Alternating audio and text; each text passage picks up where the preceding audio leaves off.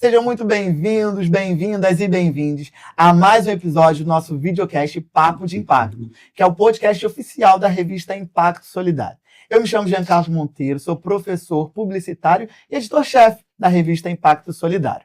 Vou fazer minha breve autodescrição. Eu sou um homem preto, de 1,60 m, uso um brinco na orelha direita. Estou hoje de um conjuntinho branco e verde, sapato verde também. Bom, hoje nós vamos falar sobre gente que transforma as histórias que você lê na revista em conversas reais, inspiradoras e cheias de propósito. Olá, eu sou Georgia Camargo, 43 anos, jornalista em formação, mulher preta, mãe solo, e eu vou fazer a minha breve autodescrição para vocês também. Eu estou vestindo uma calça preta, uma blusa preta, estou com um relógio meio dourado, um brinquinho, uma argola prateada e um tênis branco, tenho um cabelo bem cheião, as minhas laces que eu sempre gosto de usar, né? Um cabelo bem cheião. E este episódio é uma realização da Interconectados Comunicação em Eventos, e o papo de hoje é algo que realmente muda destinos. Vamos falar sobre educação. A gente vai falar como ela pode ser um fator de transformação social, construindo pontes e ressignificando vidas. E para essa conversa trouxemos 3 mulheres incríveis que fazem da educação seu instrumento de mudança. E para começar, já vou apresentar. Ela é professora com formação em licenciatura em pedagogia e especialização em neuropsicopedagogia. Fundadora também e coordenadora do IDEX, que é o Instituto de Desenvolvimento Educacional, Cultural e Social. É uma inspiração viva de como a educação pode incluir, transformar e libertar. Seja muito bem-vinda, Gisele Rodrigues.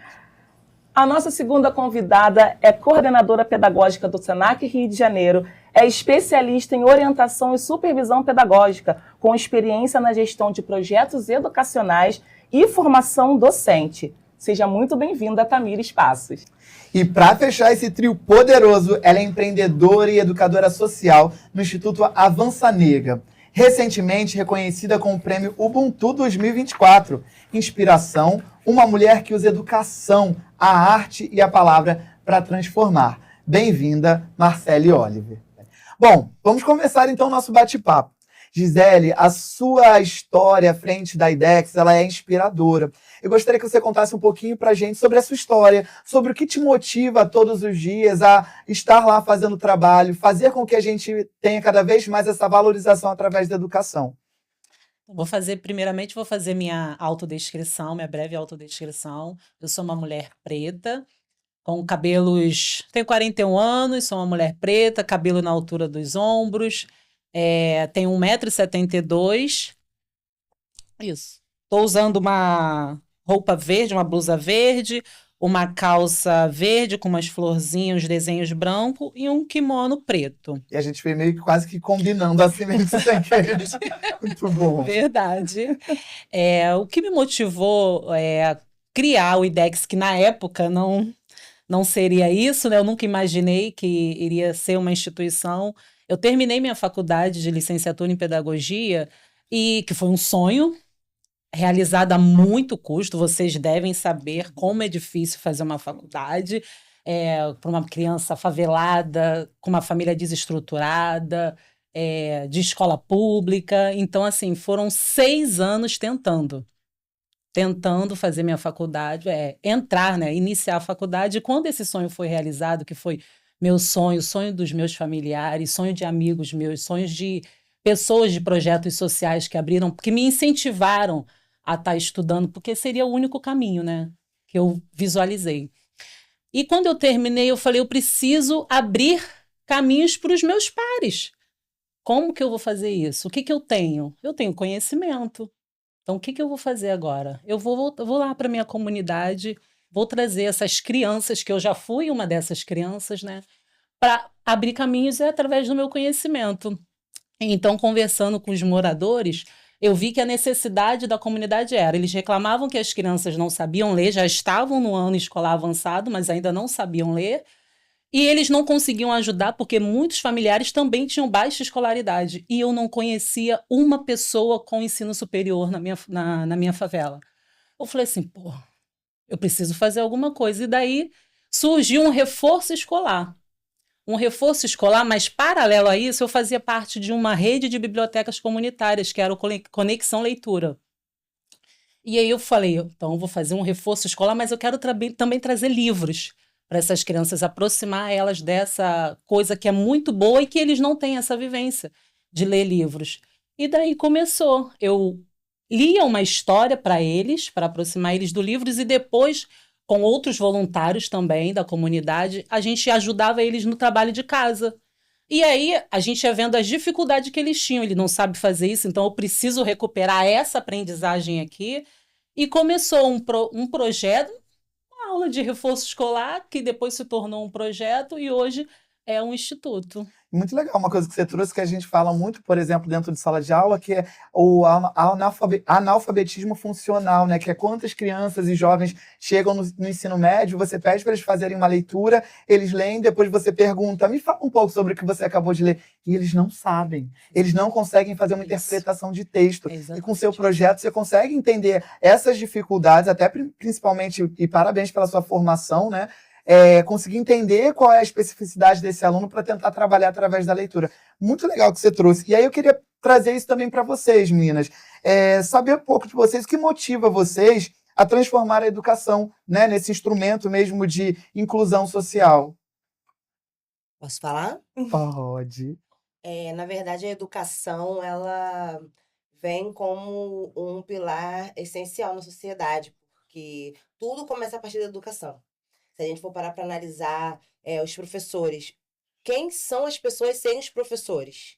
E é uma profissão que não é valorizada, tem todos esses problemas que a gente já sabe. Então, quando a gente, principalmente pessoa preta, ter educação para estar se ressignificando, para estar transformando aquela educação em potência, para você potencializar outras pessoas, porque é muito importante, porque para nós, os nossos progressos, eles vêm de forma coletiva.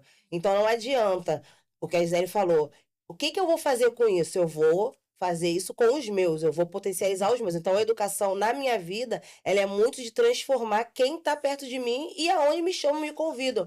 Porque eu vejo a diferença que faz a falta da educação na vida da pessoa, sabe? Porque ela atua na saúde mental, ela atua na sua vivência, ela atua no sujeito que você vai se formar, porque sem educação você é um sujeito diferente. Então, a educação ela tem muitos vieses que às vezes a gente não está ligado, sabe? Aonde que a educação chega. Então, é ter gente, sim, da pedagogia, é ter, sim, gente da psicologia atuando na educação também, porque anda junto, tá? A saúde mental e a educação, elas são super interligadas, se a gente for parar para analisar. Porque hoje, se a gente tem um grau muito grande de pessoas adoecidas por conta do racismo, tô falando isso com recorte racial, tá?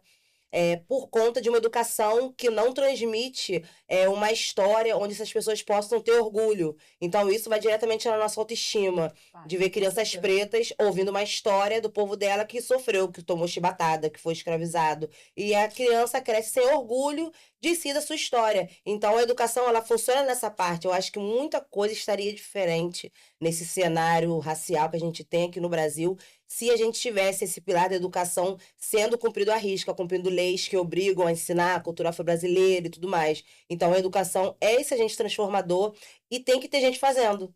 E eu tô aí para isso. E eu acho que o que você está falando, por exemplo, é educação de qualidade na base, né? Que é o que a gente fala, que se a gente tivesse educação de qualidade, falando sobre as questões mesmo étnico-raciais, né? Desde o início, talvez a gente não estivesse passando por essa situação, talvez a gente não tivesse um índice tão grande do analfabetismo funcional. Mas eu acho que é isso, eu acho que é muito uma questão de base, e por isso os jovens acabam chegando lá, né, na sua juventude, na faculdade, às vezes sem conseguir compreender até quem é, porque ele não teve essa educação de base, né? Sim.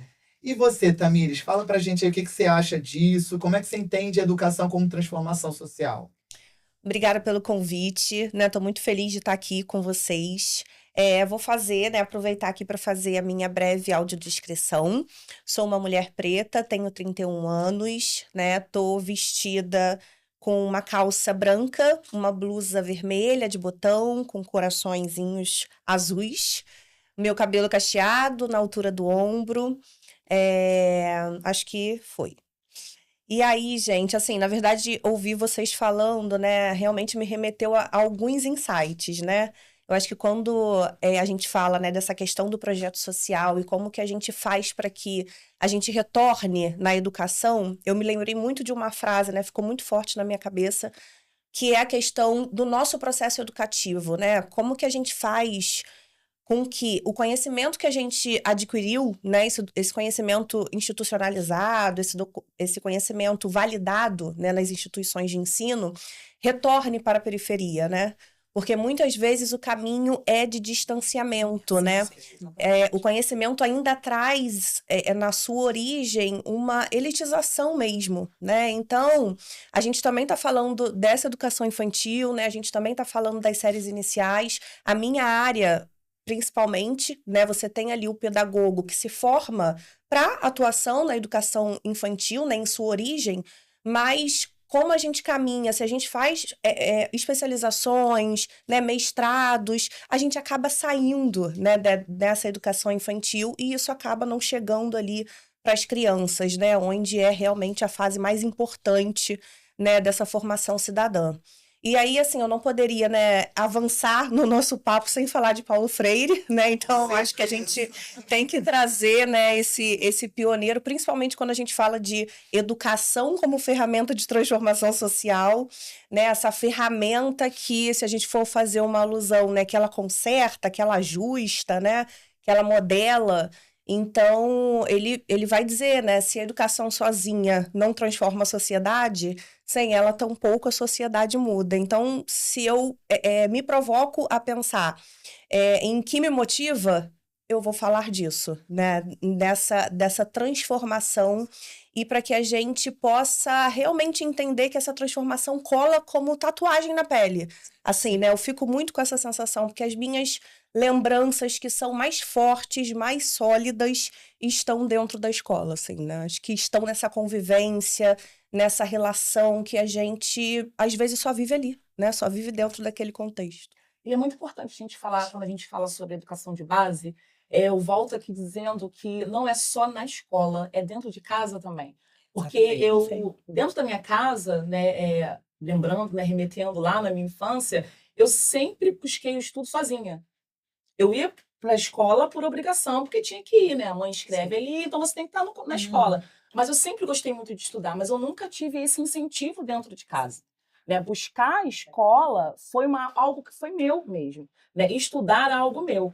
E aí eu me lembro que como a gente... E é engraçado essa questão do racismo quando a Marcele traz, porque eu estava dentro de casa, eu sempre tive o sonho de ser jornalista, né? Mas aí, dentro da minha própria família, isso era uma realidade muito longe, porque a minha própria avó dizia que não era lugar de gente preta estar na televisão, sabe? Então a gente não consegue se enxergar. Mas mesmo assim eu ficava escondidinha, botando minha toalha na cabeça, né? Fingindo que era apresentadora, brincando, mas era algo que o sonho ficou adormecido durante muito tempo. E aí eu fui realizar ele com 41 anos de idade, estou terminando minha faculdade agora. Sabe? Então, quando eu vejo nessa bancada aqui, né, um monte de mulher preta, que o trabalho de vocês é voltado para a educação, e principalmente para a educação de base, isso é muito gratificante. Sabe? Esse episódio tem um carinho assim, bem especial. Falar de educação é algo que me comove muito, porque a educação transforma vidas. Não tem como a gente dizer outra coisa, não tem outro caminho sem ser a educação. Sabe, o trabalho que vocês fazem é um trabalho assim, de excelência mesmo, sabe? Eu quero voltar aqui para a Marcele, né? Eu vou te fazer uma pergunta, minha amiga querida, sou fãzona da Marcele, tá? A gente se conheceu em rede social e a gente acabou virando irmã mesmo, sabe? Eu sou muito fã do trabalho que a Marcele faz. Ela fala mesmo as coisas, vocês têm que seguir. Depois a gente vai falar de redes sociais. Vocês têm que seguir essa mulher nas redes sociais, porque vocês vão rir, vão chorar e vocês não estão entendendo o que é aquilo lá. Bem, Marcele, vou voltar para você aqui. O seu trabalho une educação, literatura, ativismo e cultura. Né? Quando você escreve ou leva alguma palestra, quando você está falando para as pessoas, qual o principal recado que você quer deixar sobre o poder do conhecimento na libertação do nosso povo preto? Antes de eu responder, eu queria fazer a minha autodescrição. Claro. Sou uma mulher negra, 1,65 m, estou usando umas tranças de cormel, cacheadas na ponta, estou toda de preto, com um cordão vermelho, verde e amarelo e um tênis branco. A questão, quando eu chego em um espaço para falar, uma coisa que eu sempre digo é, quando vocês chegarem em casa, eu quero que vocês lembrem do que foi dito. Porque é muito desgastante, às vezes, você tá num lugar, falar e a pessoa sair dali e não lembrar de nada que ouviu. Então, se eu estiver numa sala com 100 pessoas e 2 pessoas chegarem em casa lembrando, pô, Marcele falou aquilo, eu já venci. Sim. Porque a nossa voz é o que a gente tem hoje, é a nossa arma principal, né? Juntando com a educação. Então, toda vez que eu vou para algum espaço, não só palestrar, mas fazer até uma roda de conversa, eu procuro falar de uma maneira muito objetiva, sabe? Uma linguagem objetiva, uma linguagem que alcança a favela, uma linguagem que alcança aquela mãe solo que não pôde estudar, que não teve uma formação acadêmica. Então, tudo que eu faço é para atingir a todos, porque não existe educação não democrática. Né? E aqui existe muito disso, infelizmente. Tem informações que nem todos acessam. Ou que não chegam, né, a determinadas Então, pessoas. eu, enquanto educadora popular, que atua em favela, em escolas que me chamam geralmente em áreas periféricas, eu vejo isso muito nítido, até mesmo no corpo dos professores, sabe? De ter professor que me ouve e eu sinto que o que eu estou falando ali, nem os professores às vezes tiveram acesso. Porque muito do que eu sei não aprende na academia. Com certeza. E muitos profissionais, professores, psicólogos, até advogados, nessa questão racial, aprendem depois da formação ou buscando pesquisas fora da academia. É muito importante trazer isso, porque eu fiz 2 faculdades e eu só estudava gente branca, sabe, dentro da psicologia. Então, a psicologia é uma faculdade que você faz pensando num sujeito branco que não sofre racismo, que não teve a sua imagem apagada, a sua memória, a sua ancestralidade, a sua cultura. Então, as pessoas não têm essa preocupação de fazer esse recorte. Então, a galera da saúde mental, da psicologia preta, aqui no Rio de Janeiro, principalmente, que é a galera que é do meu bonde, muito do que se faz em questão de psicologia africana é pós-acadêmico, entendeu? Não aprende lá dentro. Isso é muito preocupante. Muito. Isso é muito preocupante. Então, quando eu chego num lugar e falo, troco ideia de maneira objetiva, é ter o poder de transformar aquela mentalidade. Não de um dia para a noite, mas que aquela pessoa se sinta impactada pelo que eu falei. Então, se chegou do jeito que eu quero que chegue, as palavras, as frases, as colocações, é o objetivo alcançado, porque é para isso que eu tô, sabe? Para mim, falar para pessoas e poder interferir em algum tipo de pensamento de maneira positiva, para mim é o objetivo alcançado, já venci e é sobre isso. E sabe o que eu acho que é interessante que você está trazendo? É que, por exemplo, você acabou de falar que muitas das vezes na própria universidade os alunos não têm esse acesso por conta do professor não ter esse acesso, né? Ele acaba tendo que terminar uma graduação, a questão acadêmica, para depois aprender sobre as questões étnico-raciais, para conseguir dividir isso com os próprios alunos. Então, eu acho que a gente volta de novo lá na educação, né? O quanto a gente precisa cada vez mais ter pessoas assim como você, Sim. falando, mas falando com propriedade, né? Porque a gente fala porque a gente sentiu, porque a gente passou por algumas situações e talvez aqueles professores não tenham passado, mas eles não tenham também tido tempo para ir buscar essa informação. Porque a gente entende que você tem que estar formado, que você tem que passar todo o conhecimento, mas qual é esse conhecimento real que eu preciso passar? É só uma questão técnica? Eu não estou formando apenas alunos por si só, estou formando cidadãos antes de tudo. E eu preciso que eles tenham informação e conhecimento para isso. E é muito legal essa sua fala do quanto a gente também é importante e necessário para a formação dessas outras pessoas que não têm conhecimento, que não passaram por essas situações. E aí, trazendo até um pouquinho para a questão mais profissional, né, de educação profissional, Tamires, eu queria saber de você, como você enxerga, por exemplo, o papel da educação técnica e profissional na transformação mesmo, né, dos jovens, né, dos adultos de forma geral, já que você lida muito com esses jovens que estão em vulnerabilidade. Fala um pouquinho pra gente. Total, né? A importância, ela é muito grande, assim. Eu pensando, né, um pouco sobre essa temática, eu acho que quando a gente fala também, né, e aí pegando o gancho, né, do que a gente estava conversando agora, fazendo esse recorte, né, também racial, enfim, da questão da própria vulnerabilidade, da pobreza, né, da miséria, que muitos dos nossos jovens, que é a realidade de muitos dos nossos jovens hoje, especialmente no Brasil, né, que a gente tem aí um recorte de desigualdade muito forte, né, eu lembrei de uma frase, né, do Guimarães Rosa, que ele diz que para os pobres os lugares são mais longes, né? E aí, quando a gente fala sobre isso, eu me remeto à minha juventude também, né? Que também fui, né, uma jovem menina de periferia, de favela, onde a minha mãe tinha uma formação inicial, assim, de um curso, né, de qualificação, e ela exerceu a profissão dela, mas investiu tudo que podia na educação, né? Então, eu fiz os primeiros anos da educação básica numa escola particular porque era o maior investimento da minha família por apostar, né, na educação, tanto minha quanto da minha irmã. Então, tenho esses dois recortes, né, porque no ensino médio não deu mais, né, então não deu mais para apertar daqui e dali, então eu vou para a faculdade pública. E aí, geograficamente, a universidade ela nem estava tão distante de mim, né? Eu tinha ali, se a gente fosse pensar ali, eram 20 a 25 minutos da UERJ, da formação, da Faculdade de Formação de Professores em São Gonçalo, né? Porque eu sou de São Gonçalo. Vale pontuar aqui.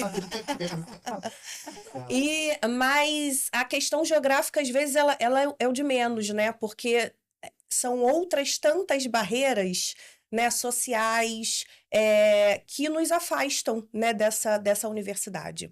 Então, se a gente for pensar também em alguns dados, né, existem pesquisas que vão fazer esse recorte. Como é que essa relação do jovem que sai de uma instituição pública, né, de uma escola pública. Então, a gente tem um resultado aí de 36%, né, dos jovens que terminam o ensino médio em escolas públicas e não conseguem acessar a instituição de ensino, a universidade. Quando a gente faz esse outro recorte para escolas particulares, né? Então você tem aí uma outra realidade totalmente diferente, porque esse número cresce de forma exorbitante, né? Você tem mais de 70%, 70 e tantos por cento de jovens que vão, sim, adentrar, né, nesse espaço. Então, eu realmente acredito que a educação profissional, ela vem nesse caminho, né? Eu acho que ela vem como um outro caminho possível de acesso à educação, a trabalho, né? Então, quando a gente fala de educação profissional, a gente tem que entender que esse conceito, ele vai muito além do comprometimento com o desenvolvimento de competências técnicas, né? E que são essenciais, importantes, né? Uma coisa não pode eliminar a outra, mas a gente está falando de desenvolvimento integral, né, desse cidadão. Então, assim, a gente precisa, os professores, coordenadores, né, a instituição de ensino que se preocupa com essa educação profissional, ela precisa estar pautada em desenvolvimento de competências técnicas e de competências socioemocionais que vão prepará-lo, né, para a atuação no mercado, para a atuação ali naquele eixo que ele vai realmente se responsabilizar. E que muitas vezes vão ser a primeira vez, né, que ele vai falar sobre isso, que ele vai ouvir sobre isso. Não por uma anulação da responsabilidade da família, mas porque ele está sozinho em casa, porque a mãe tem que trabalhar, né? Porque os responsáveis ali, mãe, pai, avó, enfim, precisam trabalhar, empreender muitas vezes, né? Que é a realidade de muitas famílias da favela. Então, é uma responsabilidade muito grande. O trabalho, ele traz dignidade, né, gente? Sim, não sim, adianta. Exatamente. Existe uma questão de cidadania. É isso que a gente estava falando, né? Não chega na educação de base, não chega na ponta ali, às vezes, que é o que você acabou de trazer, né? Que não é só as hard skills, né? Que a gente fala tanto, é soft skills, é o desenvolvimento socioemocional. Às vezes esse jovem não sabe o que é isso, e ele vai chegar num curso técnico, e aí você começa a falar sobre esse desenvolvimento, e ele fala, mas ninguém nunca me falou sobre isso, eu não sei como me comportar, por exemplo, numa entrevista de emprego, porque a escola não ensina isso. Professor, me ensina a fazer o currículo, aí você começa a lembrar assim, mas quando foi que na nossa escola, alguém da escola falou assim, agora vamos montar um currículo pensando no desenvolvimento de você. Não foi. Quando foi que nunca. alguém chegou pra gente e perguntou o que você vai ser quando crescer? Na verdade, eu acho que ele já impõe algumas coisas pra gente, né? Principalmente a gente da periferia, que a gente tem que ser. Ou, na maioria das vezes, as crianças pensam em ser jogador de futebol, né? Com outro recorte aí, né? Por conta do que eles estão passando. Sim. Ou, muitas das vezes, é o que eles estão vendo ali naquele momento, né? Sim. Então, essa questão do desenvolvimento socioemocional eu acho muito importante. Eu lido com isso no dia a dia e a gente verifica o quanto os jovens estão perdidos. Sabe, perdidos porque eles não têm noção de como lidar com a sociedade. Eles não sonham. Não! Alguém quero ser isso. E hoje alguém já traz o sonho pra ele, né? Assim, pronto. Fala, ó, você tem que ser assim porque você tem que ser jogador de futebol, ou então você tem que ser youtubers, né? Que agora todos os jovens... Influência. Eles acham que é um mundo maravilhoso, que não precisa mais estudar, que eles vão ganhar muito dinheiro. E são poucos que conseguem, né, driblar esse caminho para chegar até onde eles acham que Esse conceito, né, de menos mobilidade com menos oportunidades, né? Sim, Isso é muito... E aí, quando você fala dessa coisa do sonhar, ele deixa de sonhar porque ele não tem referência, né? Exato. Às vezes até a família pode os sonhos. Exato. Porque eu acho que a família, ela puxa muito pra baixo, sabe? Muitas crianças eu vejo, não desmerecendo, mas, por exemplo, se tem uma criança que o pai é motorista de ônibus, e aí aquela criança acha o pai dele o máximo. Aí eu já perguntei, o que você quer ser quando tu crescer? Eu falei, quero ser motorista de ônibus igual meu pai. Não tirando a dignidade de ser motorista de ônibus. Mas eu acho que é a própria família, somado ao racismo, sim, de estar podando os sonhos, sim. Exatamente. Como a avó da Você pode ir até Jorge, aqui. que não tinha gente preta na TV, porque a gente cresce acreditando que não é pra gente. Então, quando aquela criança favelada, né? Aquela criança preta favelada, a criança favelada, parda, enfim, ela consegue furar aquela bolha de que eu posso ser, pode acontecer até dela ser até excluída, sabe? Eu acho que tem uns territórios que têm a mente ainda tão danificada Sim. que começa a falar que o outro ficou arrogante, sabe? Que Exato. tá andando com fulano de tal, que mudou, porque para aquele território, ele tem que chegar até a página 2. Se ele for para a página 3, ele é excluído. Então, às vezes as pessoas ficam até com medo de querer progresso, com medo de ser excluído do meio que ele vive. Como se fosse um erro você querer crescer. Verdade. Como se fosse um erro você querer prosperar. Como se fosse um erro você querer ser grande. Porque a sua mãe fala pra você, ó, não se empolga muito não, tá? Vai trabalhar. Ó, tu viu teu pai, né? Vai terminar igual teu pai. Então, não todo mundo tem esse psicológico de falar, não, eu vou furar a bolha, eu vou quebrar o ciclo. A maioria acredita, porque palavra de pai e mãe pra muitos é sagrada. Então, se aquela menina fala, ó, minha mãe falou que é assim, então será assim.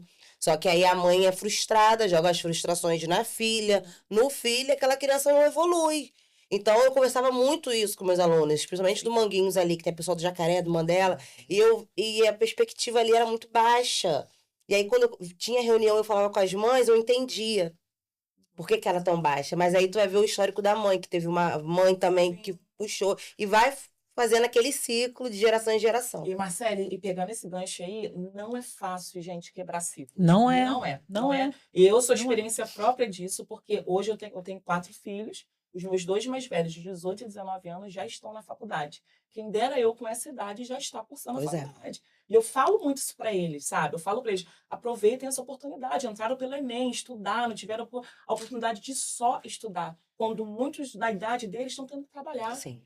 Sabe? E não é uma questão, é privilegiado. Não, é porque a gente suou duro para chegar. Porque eu não quero que eles... Eu quero que eles cheguem na minha idade, com 43 anos de idade, formados, viajando pelo mundo, com muito dinheiro, sabe? Curtindo aí. Eu quero isso para os meus filhos mesmo. Sim. Então eu falo isso para eles, porque a educação é o que vai acontecer, é o que transforma. Sim, sim. Então quebrar ciclos não é uma coisa fácil, né? sabe? Não é simples, porque você já vem dessa rotina de ver na sua família a sua avó sendo faxineira, a minha mãe, né, que trabalhava no comércio, e você vai olhando aquilo ali, o pai que não tive presente, porque eu não tive meu pai presente. Então você vai vendo aquilo, e quando eu olhava aquele cenário, eu falava, eu não quero esse cenário para minha vida. Sim. Eu não quero esse cenário para minha vida, sabe? E aí você quebrando isso, sabe? Você indo, e aí a família impedindo muitas vezes de você fazer.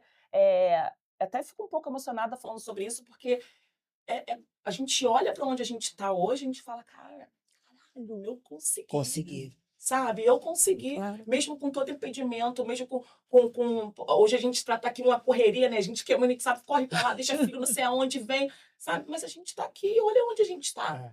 Eu acho que o que você está trazendo, Jorge, é muito essa questão que a gente fala um pouquinho, que é a falta de referência, e não só das pessoas na televisão, mas, por exemplo, você E falou... na família. Exatamente, você falou do pai Tem. que é motorista e o filho tem ele como, né, nossa, meu sonho. Referência. Então é falta de referência que a gente tem na Exatamente. família, no nosso dia a dia. A família talvez também tenha passado por isso, e aí é mais difícil dela conseguir passar o que ela não teve. Exato. Ela não tem referência, como Sim. que ela vai passar pro filho? Então, eu acho que isso que você está falando é importante a gente lembrar lembrar que essa questão de furar a bolha é importantíssimo, mas não é uma coisa simples, não é uma coisa fácil. É um processo que muitos vão ter que passar para se entender como pessoa primeiro, né, para falar, caramba, eu acredito que eu possa mudar essa realidade. Então, por exemplo, se a gente está falando dos seus filhos, né, em algum momento você furou a bolha para que eles furassem a bolha. E aí você teve essa percepção e falou, caramba, meus filhos, vocês podem sim estudar, vocês podem sim fazer uma universidade, vai ter que se esforçar um pouco mais?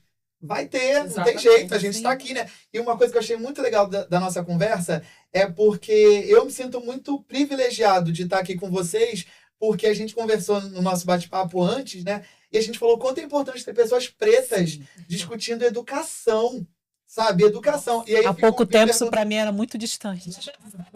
Não faz muito tempo, é pouco tempo, gente. Ainda é porque, infelizmente, nós não somos a maioria.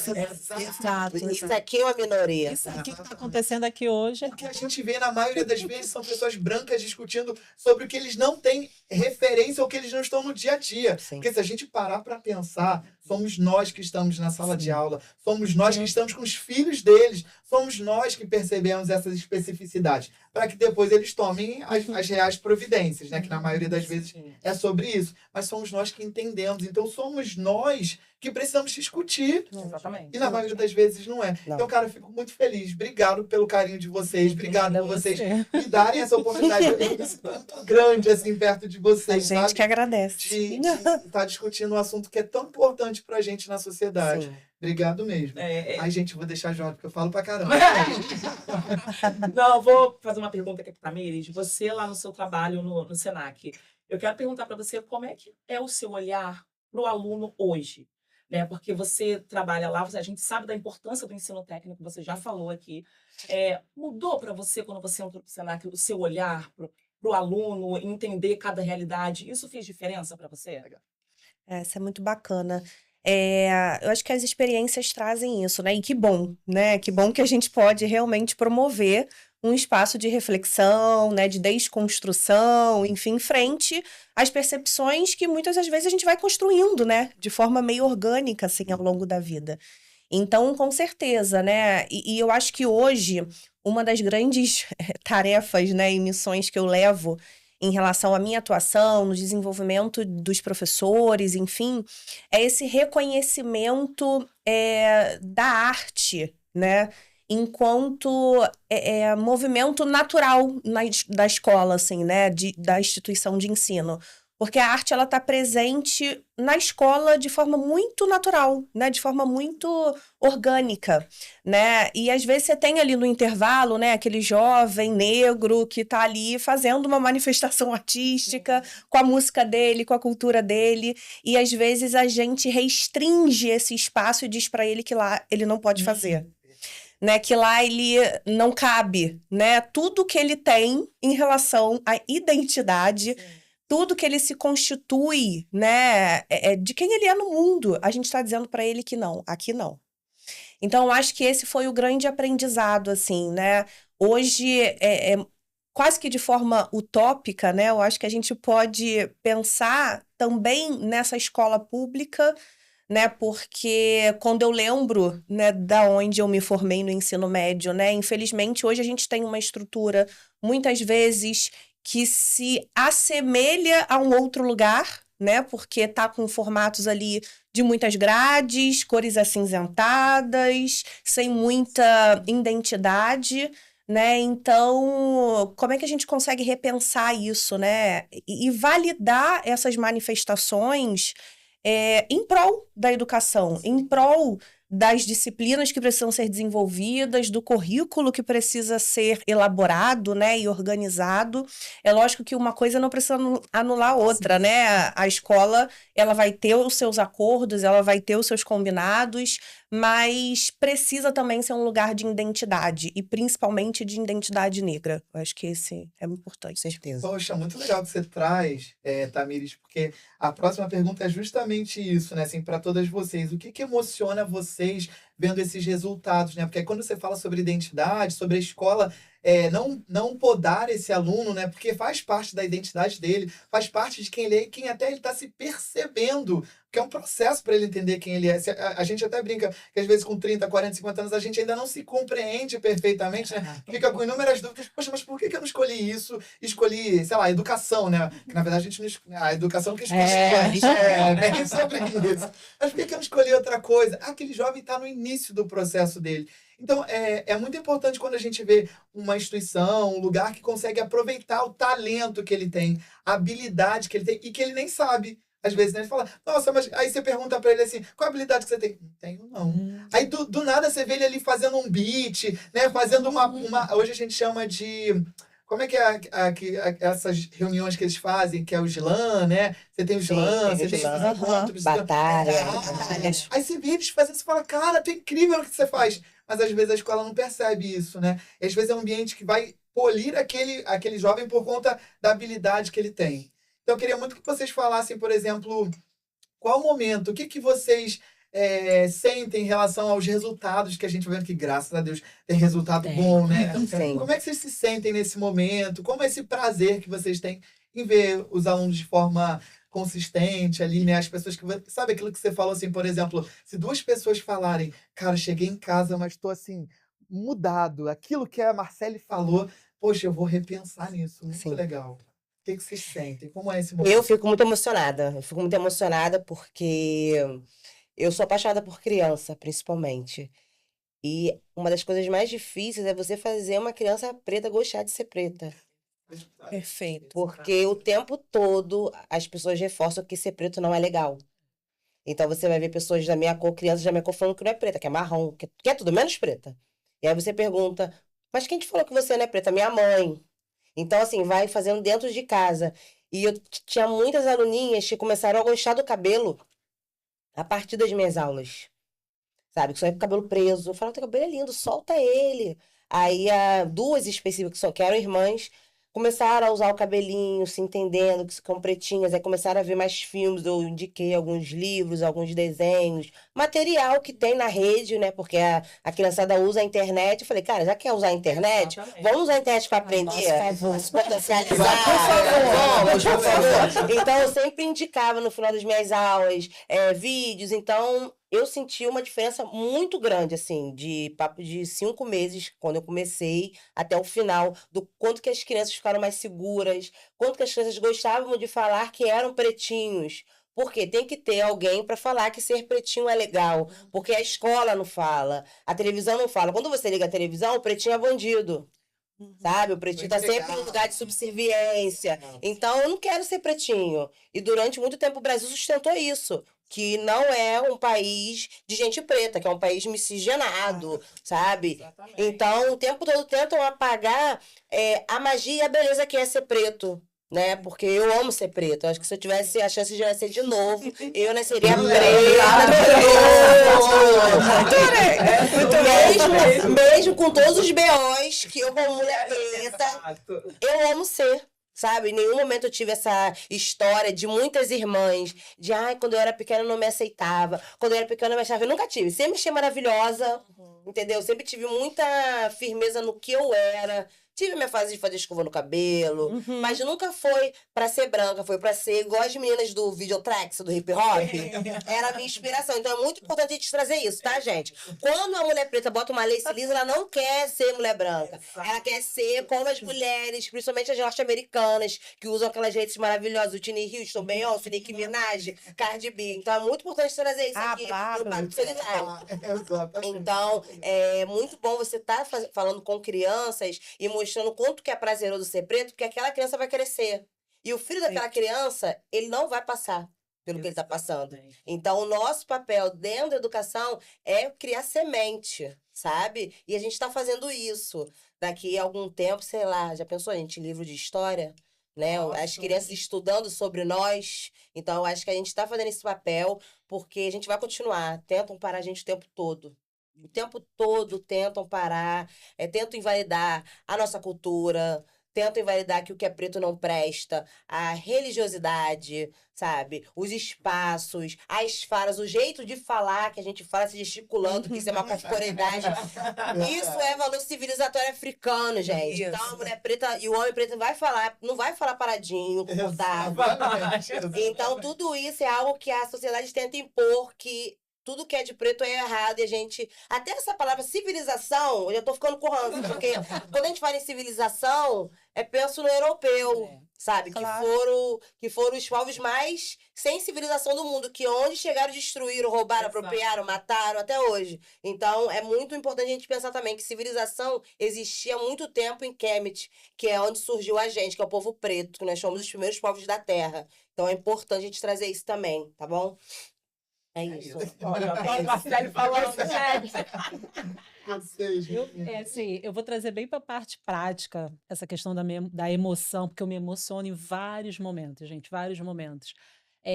Mas, assim, essa questão nós criamos, né, um espaço lá no projeto, porque 99% das nossas crianças são negras. Sim.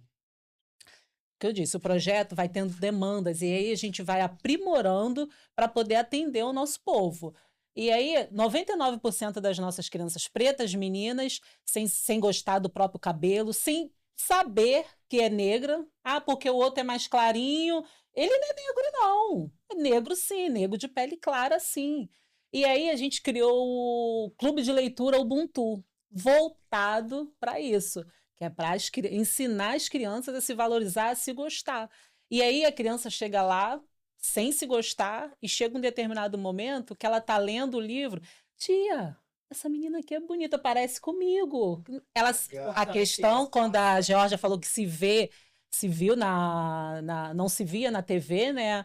Por causa disso, porque não tinha representatividade. Então a gente traz o Clube de Leitura Ubuntu, que é voltado para isso.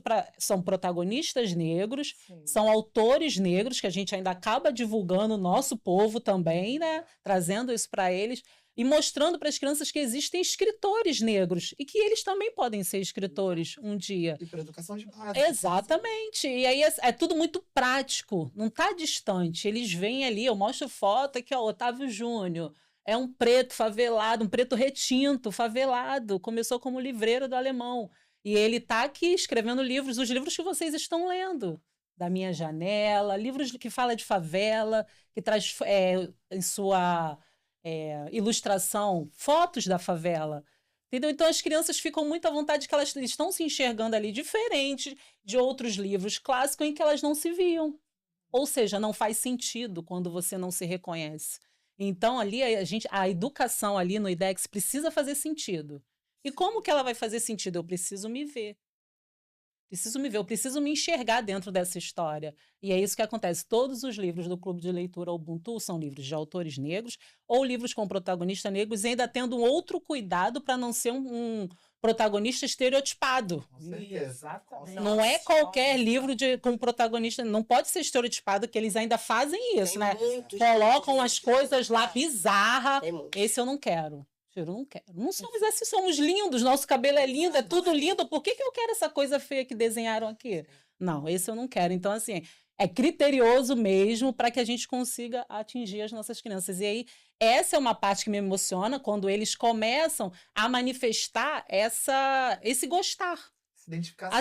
Sabe, meu cabelo, assim, param com essa coisa de que é feio.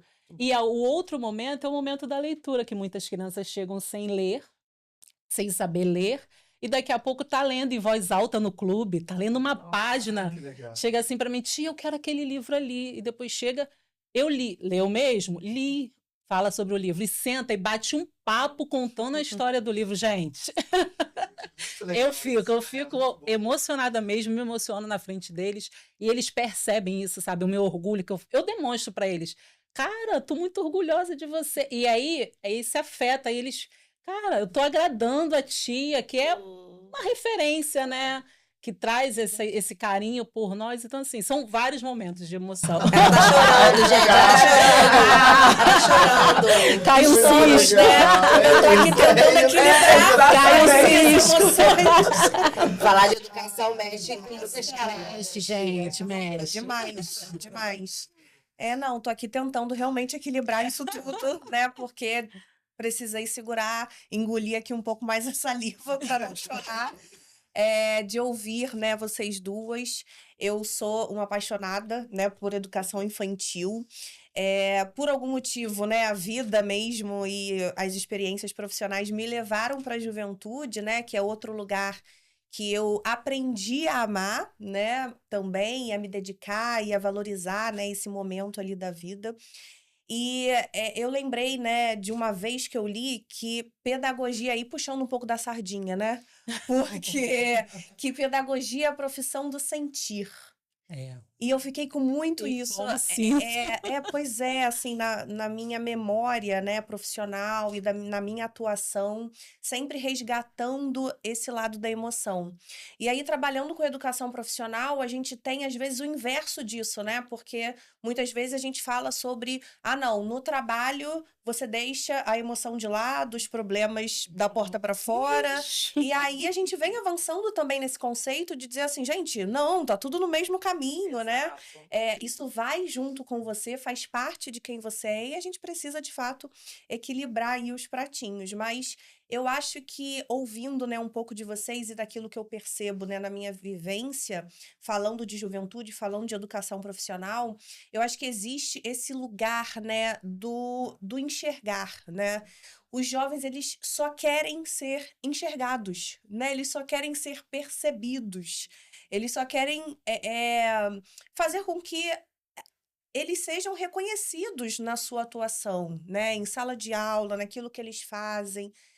Que essa educação, ela não seja a educação bancária, né? Sim. Que Paulo Freire diz, que é só quando eu estou como detentor do conhecimento, eu estou transmitindo, mas que isso vai acontecer numa relação dialógica, né? Com o movimento. Então, eu acho que esse despertar me emociona, né? Quando a gente consegue configurar dentro do contexto educacional práticas que reconheçam essas identidades, que façam com que eles possam manifestar, né, as suas vivências pessoais. E aí a gente tem, assim, desdobramentos muito significativos, né? Acho que, por um outro lado, eu não posso deixar de falar do professor, né? Que eu acho que é a figura principal dessa orquestra, vamos dizer assim, né? Que está ali de frente, no dia a dia, que faz tudo, absolutamente tudo acontecer, né? Então, também me traz, né? Lógico, a gente tem desde a ditadura aí, né? Reflexos dessa desvalorização desse profissional. Então, é sempre um dever, assim, muito forte e de resistência, né? Essa continuidade das ações, o trabalho da coordenação pedagógica no sentido de motivá-los, de engajá-los frente a tantas outras questões. Mas isso me emociona demais, né? Que essa continuidade, esse lembrete que o instrutor precisa fazer todos os dias, de resgatar essa missão, né? E não deixar a peteca cair e dar continuidade, né? E fazer com que essa educação seja de fato transformadora. A gente está falando também, como a gente está falando sobre educação inclusiva, né?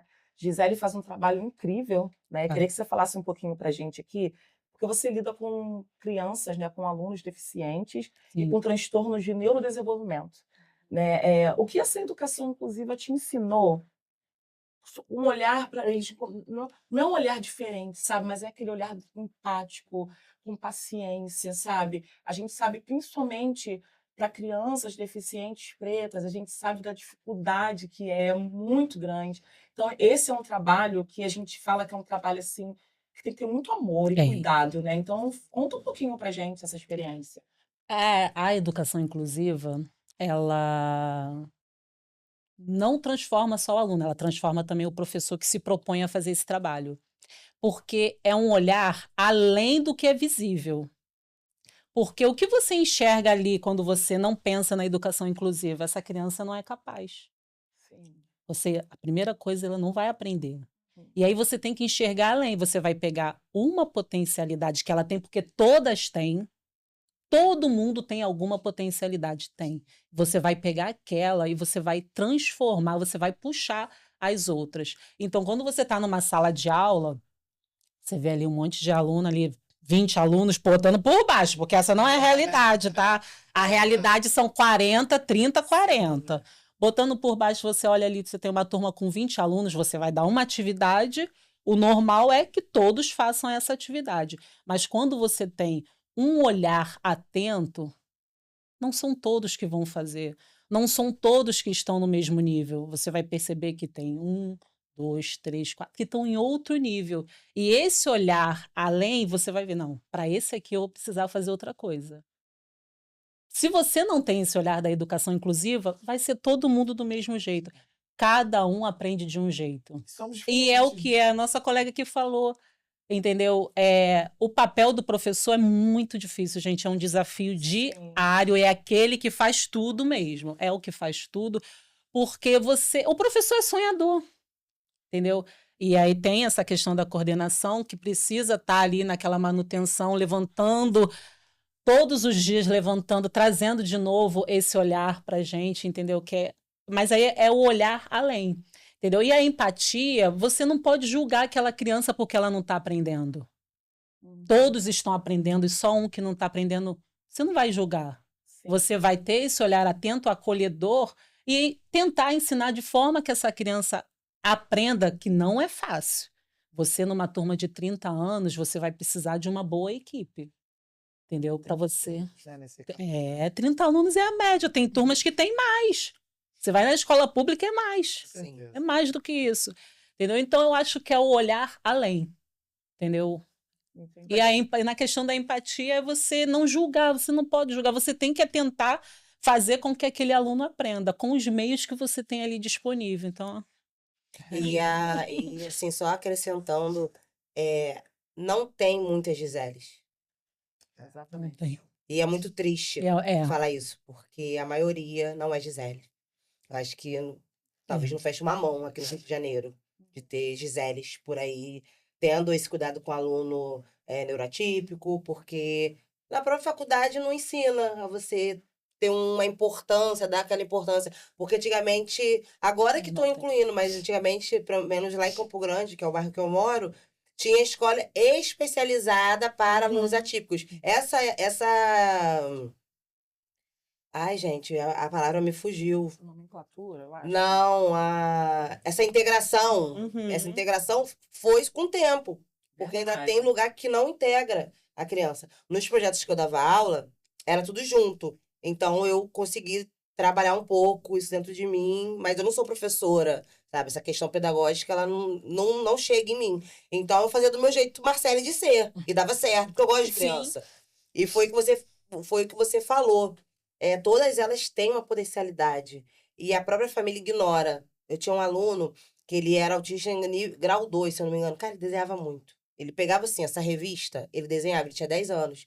E você não via a mãe querendo investir, querendo fomentar aquele talento, sabe? Então, existe essa falta de informação para os próprios pais também. Da escola chamar, seu filho é assim, mas ele é muito bom nisso. Por que você não investe nele? Por que você não bota no curso? Porque existem muitas crianças superdotadas em periferia que a família acha que é problema da criança. Exatamente. Sabe, não vê um laudo. Então, nós temos gênios dentro das favelas que passam batido. Já o rico, não. Porque Ele o vai rico ter ele não todo o quer ficar investimento pobre ali, nunca. né? O rico não quer ficar pobre nunca. Então, o rico vai ver aquele filho dele com 5 anos de idade, já vai ver o que ele vai ser. Se ele vai comandar a empresa, se ele vai ser médico. Sabe, é muito louco. As crianças já crescem, já. Ser pobre, nunca nem vi. BRT, trem, nunca sei. Japeri, que é isso? Japeri, 18 horas. Claro que não. Desconheço. A gente que conhece isso. Então, as crianças, elas nascem para continuarem ricas, para continuar fazendo manutenção da branquitude, da elite. E a gente não. Né, dos pais. E a gente não. A gente cresce para ter o que comer. Exato. Essa é a diferença. E isso tem que mudar. Porque a gente não tem que trabalhar só para comer. A gente tem que ter um carro, tem que ter uma casa de praia, tem que comer bem, vestir bem. Minha filha ter as melhores roupas, os melhores perfumes, entendeu? Ter um creme bom de cabelo, que o creme tá caro. Então é isso que é pra gente. Sabe, o dinheiro é pra gente. Os racionais falam que preto e dinheiro são palavras rivais, mas não é mais, acabou isso. Só que a sociedade tem que entender que a gente pode chegar ali. Só que é isso, quando a gente tá chegando perto da linha de chegada, eles vão lá e dão um Tem mais um chute. pouquinho. sabe? É isso que eu queria acrescentar. Obrigada, Nossa. Gi. Marcele, mas muito legal que você traz agora, que é um pouquinho sobre as nossas dificuldades, né? E dificuldades como sociedade. E aí, já trazendo um recorte, a gente sabe que, por exemplo, hoje o Brasil ainda tem um abismo muito grande, né? Entre o acesso à educação e a qualidade do ensino, que são duas coisas muito diferentes. E aí eu queria saber de vocês, por exemplo, você já trouxe alguns recortes, né? Quais são os maiores desafios que vocês enxergam hoje, né? Principalmente para a educação realmente cumprir o real papel dela? Eu acho que o principal desafio, assim, que eu acho. Eu não gosto de usar essa palavra impossível, mas que é bem difícil, é o combate do racismo, gente. Porque quando você está com o racismo combatido, as instituições de ensino, as escolas, as faculdades, elas vão começar a implantar a Lei 10.639, né, para estar ensinando, os professores também tendo essa responsabilidade. Porque o que acontece? A gente fala muito de lei, de cumprir lei, mas ninguém cumpre essa lei. Então, todas as leis que são a favor do povo preto, ninguém cumpre. Só as contra, Exatamente. sabe? Quando é contra, rápido. Aparece rápido. Funciona rapidinho. Rápido. Mas quando é ao nosso favor, as coisas, sabe, se arrastam. E aí você entra numa escola, aí você conversa com a diretora, mas mãezinha, não é assim, a gente está começando a fazer trabalhos com representatividade só em novembro. Sabe? Aí você olha até a professora preta, às vezes sem consciência racial nenhuma. Porque eu falo, não basta ser professora preta. Tem que ser uma professora preta consciente. letramento racial. Isso para qualquer área, igual psicólogo, igual psicólogo. Você pode ser um psicólogo preto que nem é racializado. Sua clínica é para todos, para todos. Então, ele não vai ter aquele recorte. Eu já fui palestrar numa escola, rapidinho, só para finalizar essa resposta, que eu falei sobre colorismo, sobre a miscigenação. E a professora retinta, ela cortou a minha fala. Falando que aqui no Brasil todos somos iguais, que assim. Aqui no Brasil, gente, todo mundo é igual.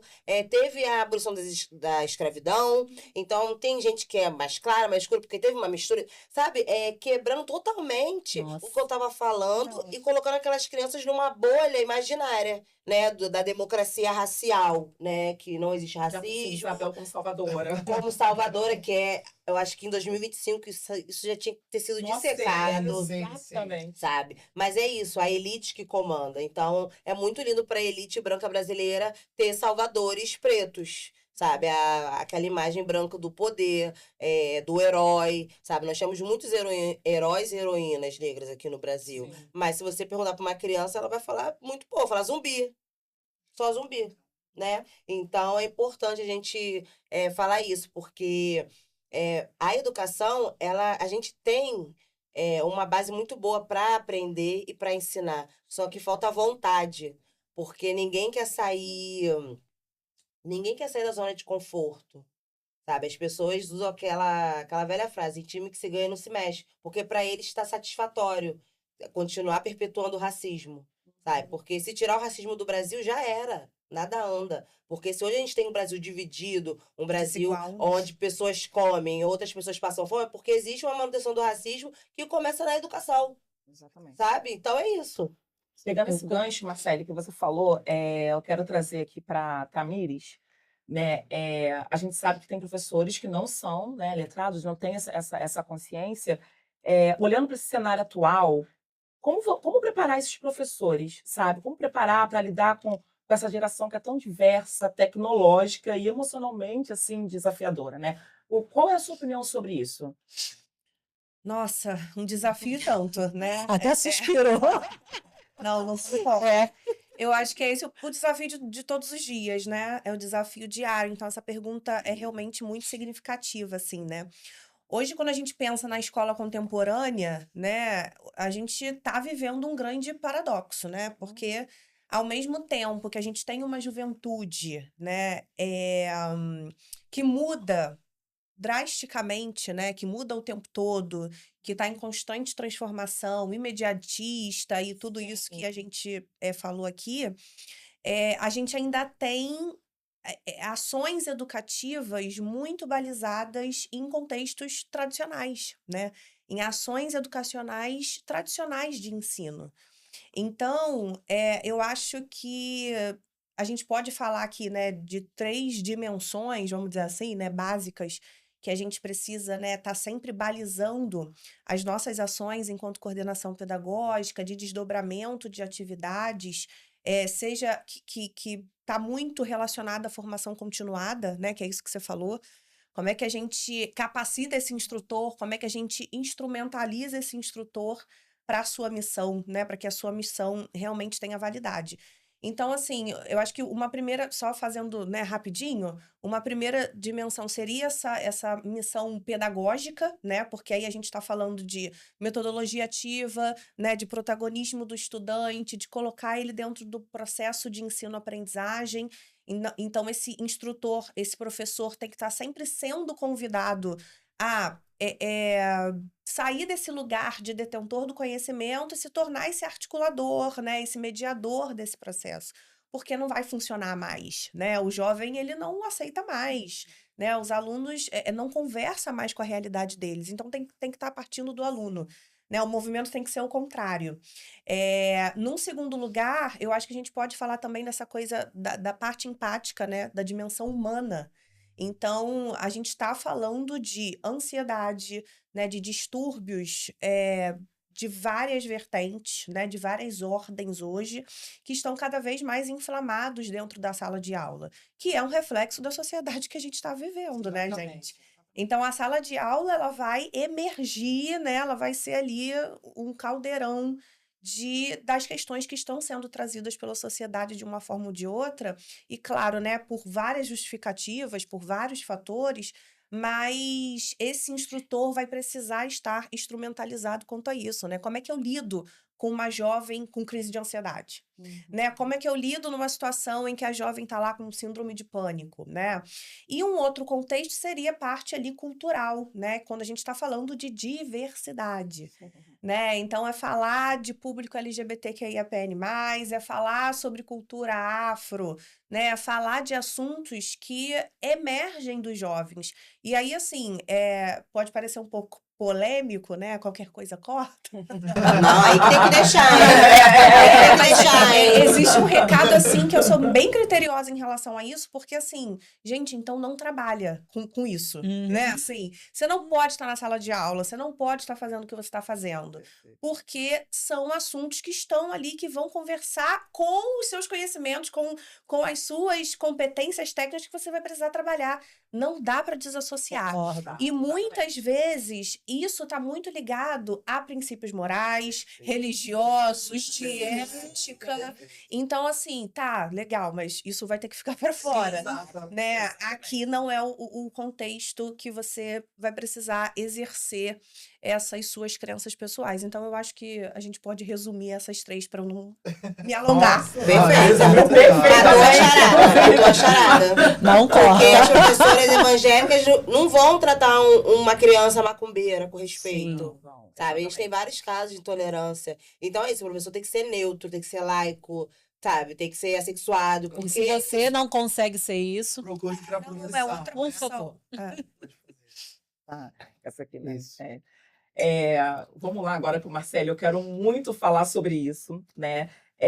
Você traz com a sua força, com a sua coragem, né? E principalmente com a sua determinação. Porque você não tem a formação pedagógica, não tem a formação psicológica. Eu quero que você explique um pouco para a gente o que é ser uma educadora social. Porque eu trago isso para vocês porque é extremamente importante o papel que ela faz. Né, um papel dentro das favelas, ela vai explicar um pouquinho pra gente. Então, assim, explica pra gente o que é ser uma educadora social. Na verdade, é uma educação continuada, né? Que a gente faz, é a continuação da escola. O que a escola não ensina, o educador social, o educador popular, ele vai lá e faz para estar tentando criar uma narrativa diferente. Então, eu trabalhava na Cidade de Deus, Rio das Pedras, Manguinhos e Alemão.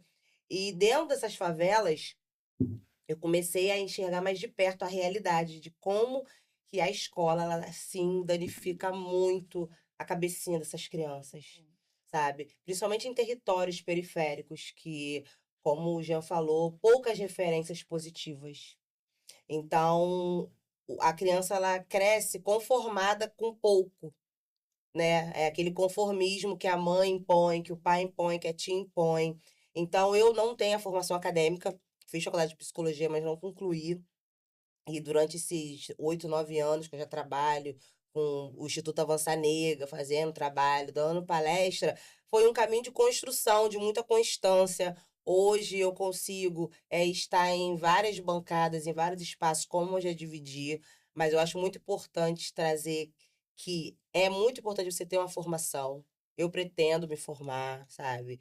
Pessoas como a Georgia me inspiram muito. Eu tô com 38 anos.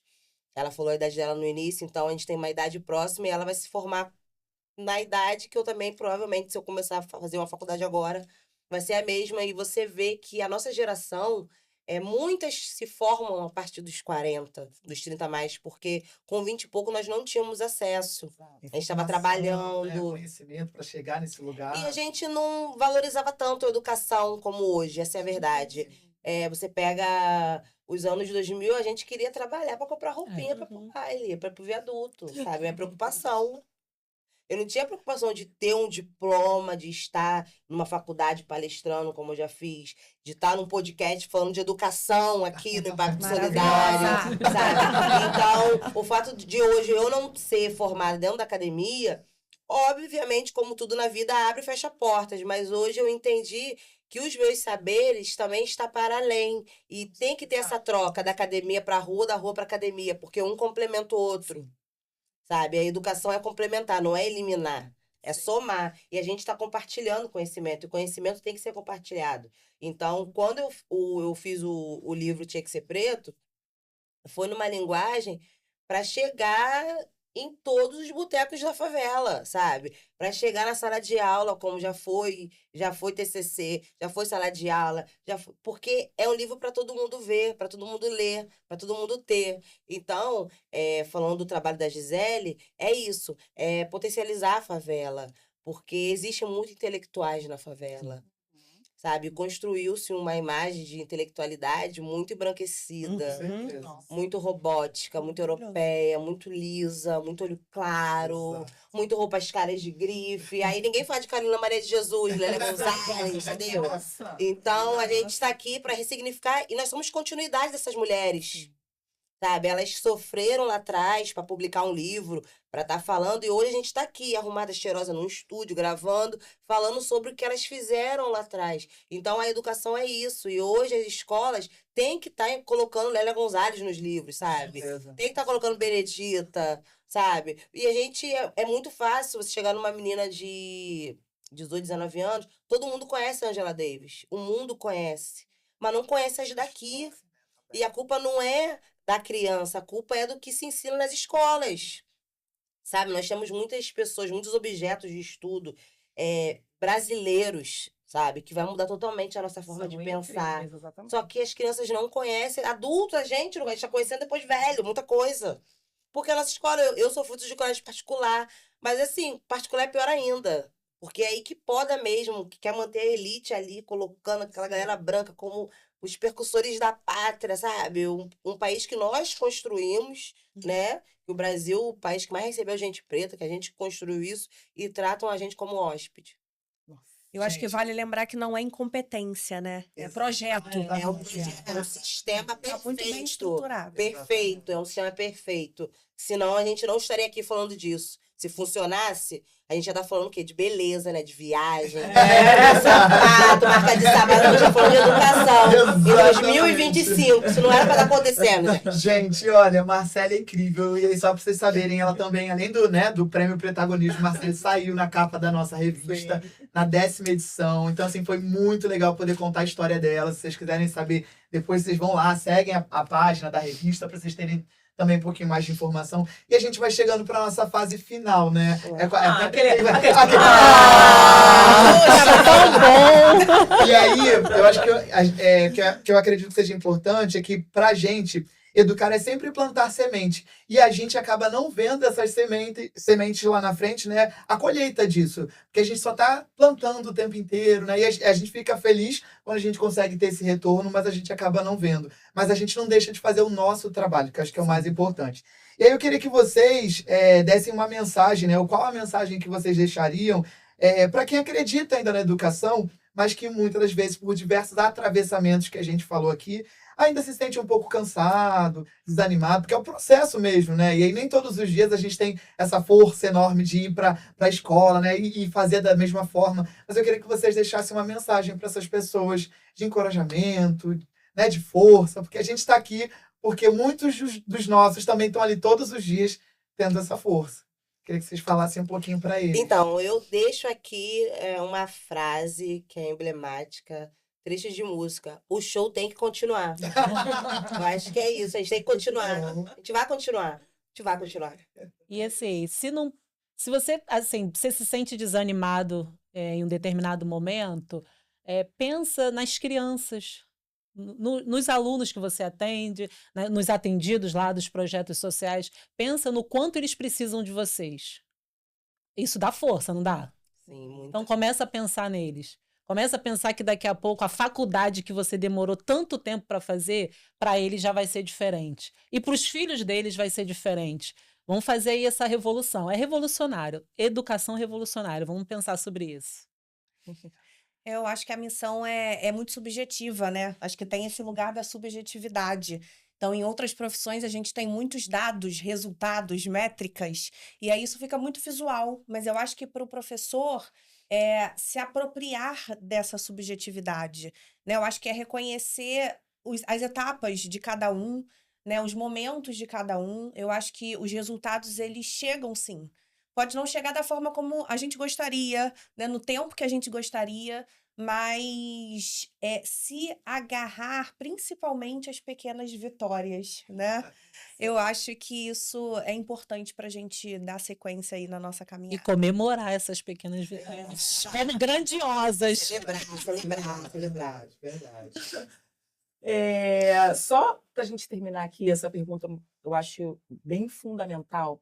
Vocês duas, né, especificamente, têm esse projeto educacional, que é do Avança Negra, né, que é do IDEX. A pessoa que hoje, às vezes, tem tanta gente que tem tanta vontade de fazer um projeto, de criar um projeto voltado para a educação, qual é o essencial para começar?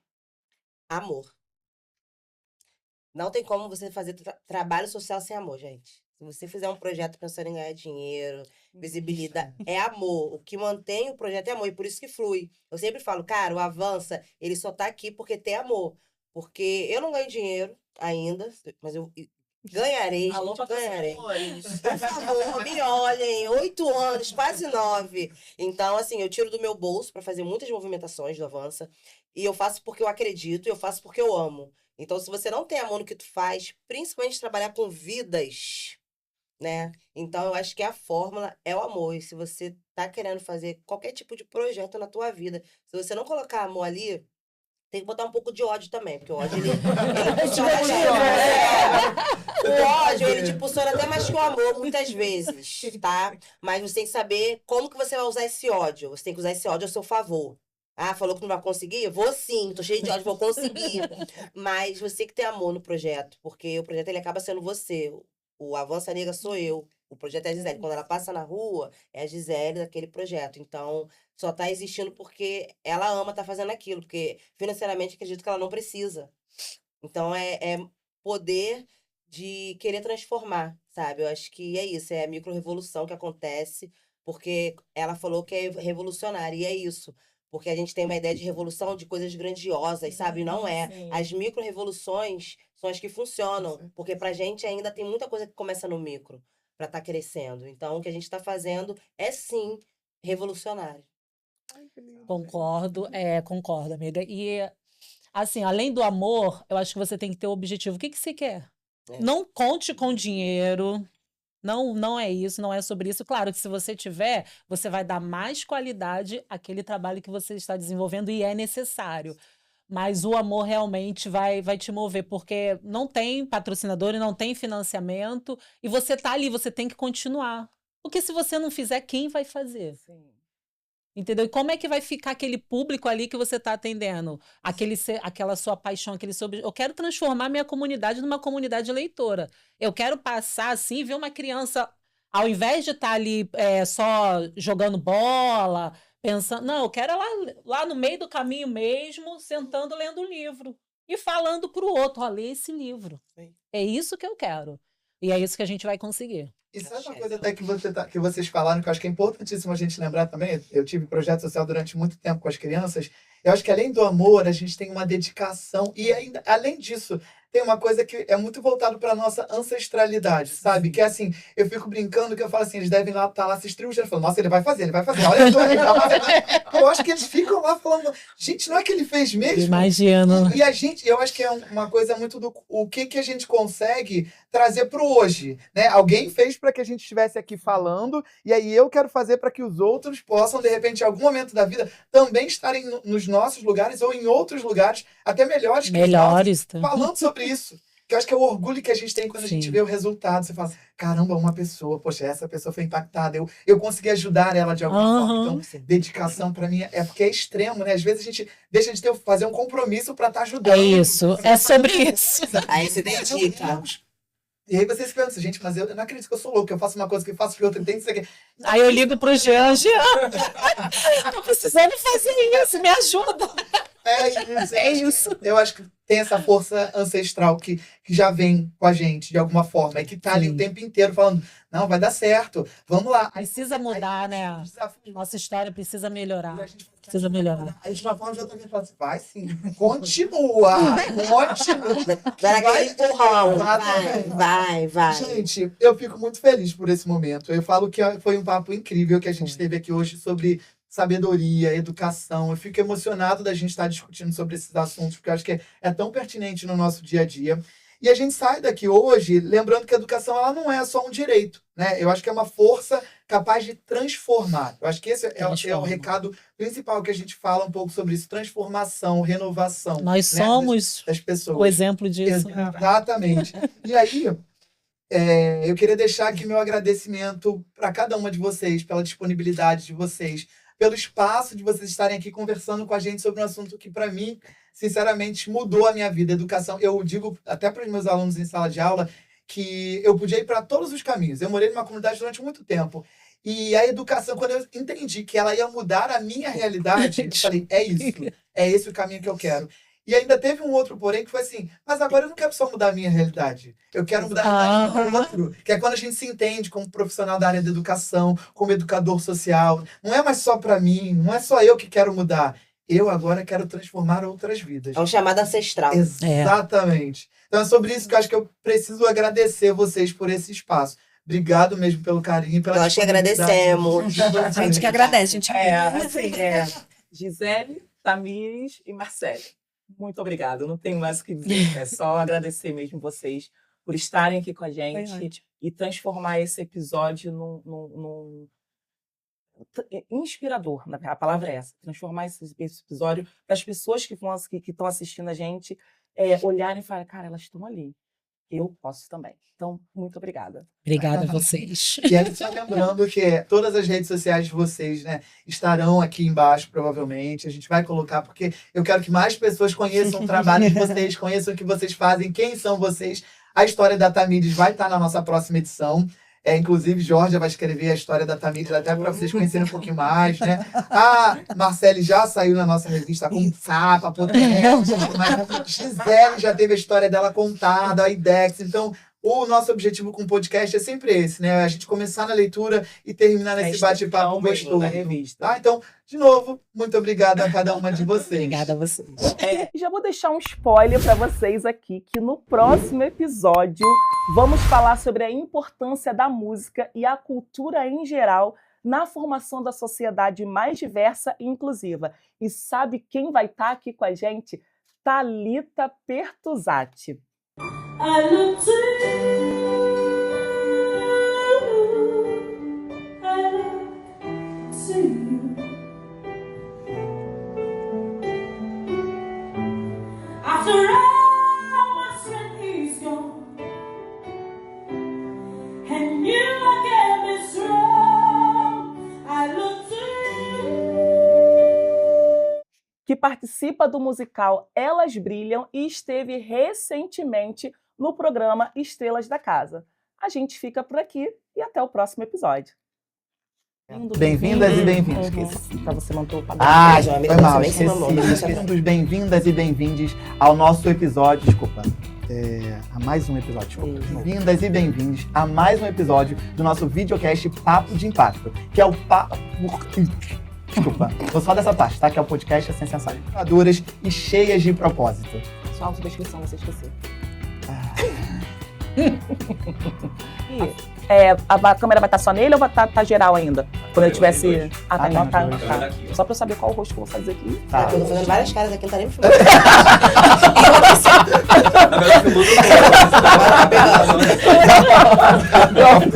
Cheio. E hoje nós vamos falar aqui. Pode parar. E hoje nós vamos falar aqui. Este episódio é uma realização, tá? A gente vai falar sobre o poder do fator de transformação. Sempre erro nessa parte aqui, ó. Transformar, né? Do poder, não. Ela pode ser um fator de transformação. Tá. Ressignificando vidas. E pra essa cor. Não? Vamos lá. Não gostei desse finalzinho aqui. Então vai de novo. Vamos lá.